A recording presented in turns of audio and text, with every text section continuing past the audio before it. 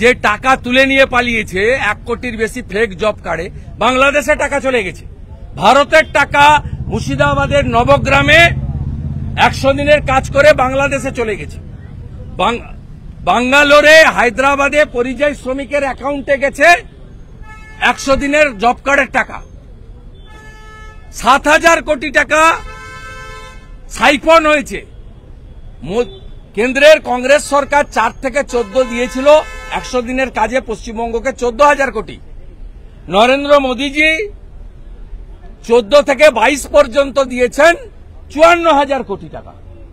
তার মধ্যে 7,000 কোটি টাকা এক শ্রেণীর পঞ্চায়েত নির্মাণ সহায়কদের একটা অংশ বিডিওরা ডিএমরা সাইফন করেছে। এটা দেশের টাকা, ট্যাক্সের টাকা। এই টাকা যতক্ষণ না ফেরত আসছে, স্বাভাবিকভাবে হাইকোর্টের অর্ডারে পরিষ্কার বলা আছে যে টাকা ফেরত করাতে হবে এবং অরিজিনাল আর ফেক জব কার্ডকে আলাদা করতে হবে। এই প্রসেস কমপ্লিট যেদিন হবে পরের দিন থেকে কাজ চালু হবে।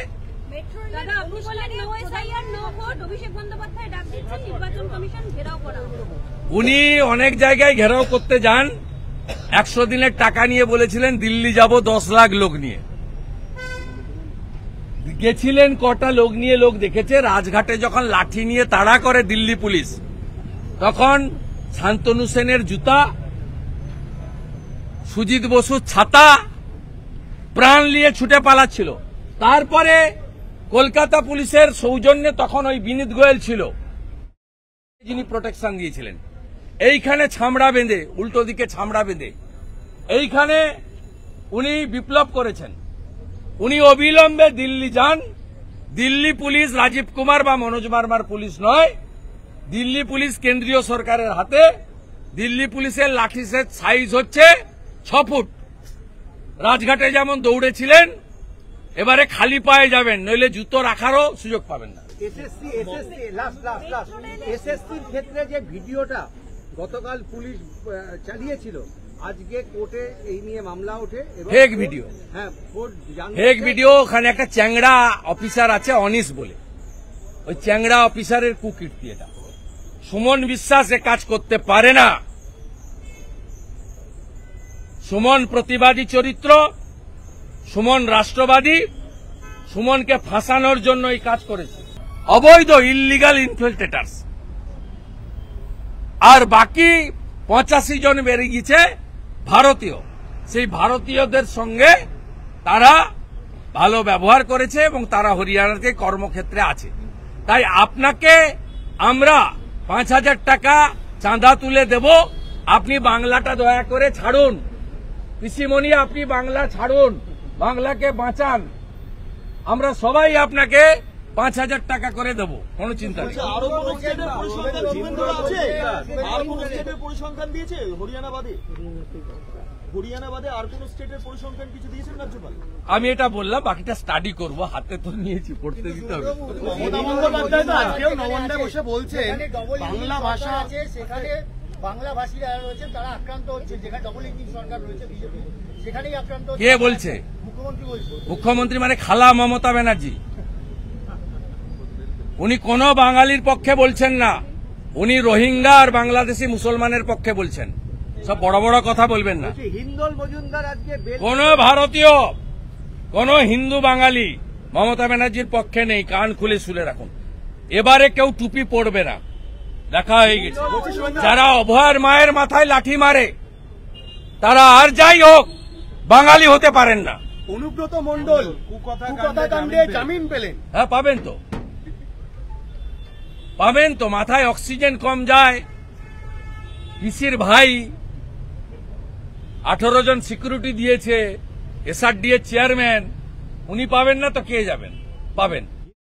নেত্রীকে মমতা ছাড়া আবার। হিন্দল মজুমদার আজকে জামিন পেয়েছেন এবং পুলিশ জাতাভাবে একে বলেছে, যে পুলিশকে বলেছে কোর্ট, যে কেন অ্যারেস্ট করলেন, কি যুক্তি আফতার আনসারির সঙ্গে তুলনা করছে। পুলিশকে যাতা বলে দিচ্ছে কেন? পুলিশকে ভিতরে ঢোকা, এই পুলিশগুলোকে ভিতরে ঢোকানো দরকার রয়েছে।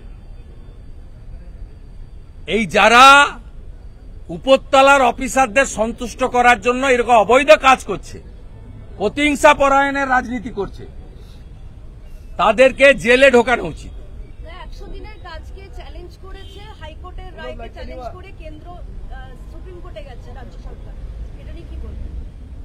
100 দিনের কাজকে চ্যালেঞ্জ করে হাইকোর্টের রায়কে চ্যালেঞ্জ করে হ্যাঁ, fake card, fake job card আর অরিজিনাল জব কার্ডের মধ্যে সেগ্রিগেশন যতক্ষণ না হচ্ছে কেন করবে? যে টাকা তুলে নিয়ে পালিয়েছে 1 কোটির বেশি ফেক জব কার্ডে, বাংলাদেশে টাকা চলে গেছে। ভারতের টাকা মুর্শিদাবাদের নবগ্রামে 100 দিনের কাজ করে বাংলাদেশে চলে গেছে। বাঙ্গালোরে, হায়দ্রাবাদে পরিযায়ী শ্রমিকের অ্যাকাউন্টে গেছে 100 দিনের জব কার্ডের টাকা। 7,000 কোটি টাকা সাইফন হয়েছে। কেন্দ্রের কংগ্রেস সরকার 4 থেকে 14 দিয়েছিল 100 দিনের কাজে পশ্চিমবঙ্গকে 14,000 কোটি। নরেন্দ্র মোদীজি 14 থেকে 22 পর্যন্ত দিয়েছেন 54,000 কোটি টাকা। তার মধ্যে 7,000 কোটি টাকা এক শ্রেণীর পঞ্চায়েত নির্মাণ সহায়কদের একটা অংশ বিডিওরা, ডিএমরা সাইফন করেছে। এটা দেশের টাকা, ট্যাক্সের টাকা। এই টাকা যতক্ষণ না ফেরত আসছে, স্বাভাবিকভাবে হাইকোর্টের অর্ডারে পরিষ্কার বলা আছে যে টাকা ফেরত করাতে হবে এবং অরিজিনাল আর ফেক জব কার্ডকে আলাদা করতে হবে। এই প্রসেস কমপ্লিট যেদিন হবে পরের দিন থেকে কাজ চালু হবে। দাদা, আপনি বলেন no SIR no vote, Abhishek Bandyopadhyay ডাক দিচ্ছেন নির্বাচন কমিশন ঘেরাও করা হবে। উনি অনেক জায়গায় ঘেরাও করতে যান। 100 দিনের টাকা নিয়ে বলেছিলেন দিল্লি যাব 10 লাখ লোক নিয়ে। গেছিলেন কটা লোক নিয়ে? লোক দেখেছে রাজঘাটে যখন লাঠি নিয়ে তাড়া করে দিল্লি পুলিশ, তখন শান্তনু সেনের জুতা, সুজিত বসুর ছাতা, প্রাণ নিয়ে ছুটে পালাচ্ছিল।